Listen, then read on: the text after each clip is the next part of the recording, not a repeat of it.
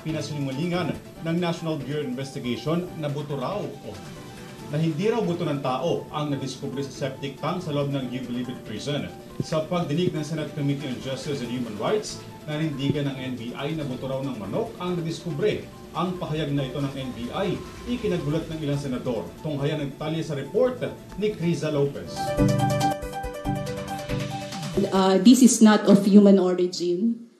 Sa ginanap na public hearing ng Committee on Justice and Human Rights, iginiit ng National Bureau of Investigation na nagmula umano sa buto ng manok ang mga buto na nadiskubre sa septic tank sa loob ng New Bilibid Prison.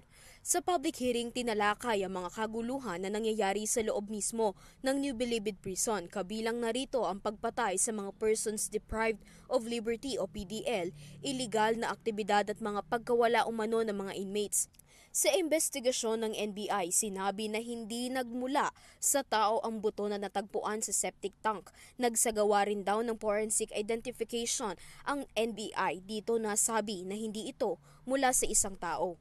We have the following items that you mentioned. We have one piece of bone, and this is not of human origin. Bukod sa nakitang buto, nakita rin kasama nito sa septic tank ang brief, lighter at razor. Ngunit sagot naman ni Dadis, hindi raw ito makapagsasabi kung pag-aari ito ng isang inmate o human remain. Forensic examination of these items would not tell that for the identity of whether there is a human or human remain we found on that site, sir. Wala ring nakita na buto ng tao sa paglilinis ng naturang site ayon kay Dadis, pwera lamang sa buto umano ng manok. Iginiit din ni Dr. Dadis na ang ipinasang larawan kay Senator Tolentino ay naka-zoom out lamang.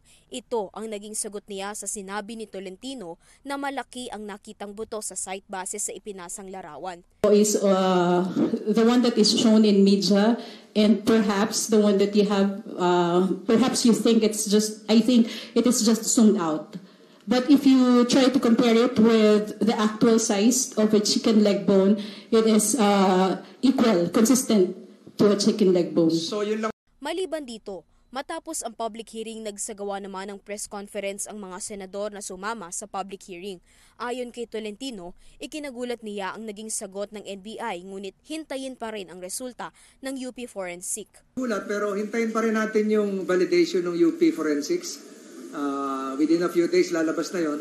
Kaya na-suspend yung hearing ngayon. Hintayin din natin yon. So sa ngayon, hindi pa tapos ang pagsusuri sa septic tank at may halos 2 pang tangke na bubuksan ng otoridad. Nagsimula ang usapin matapos sabihin ni Justice Secretary Jesus Crispin Remulla na may bahagi ng katawan ng isang tao ang nakita sa septic tank ng NBP. Ito'y matapos din mawala ang isang PDL na kinilala na si Michael Angelo Cataroha noong Hulyo. Para sa URTV News, Criza Lopez, sumasaludo sa bawat Pilipino.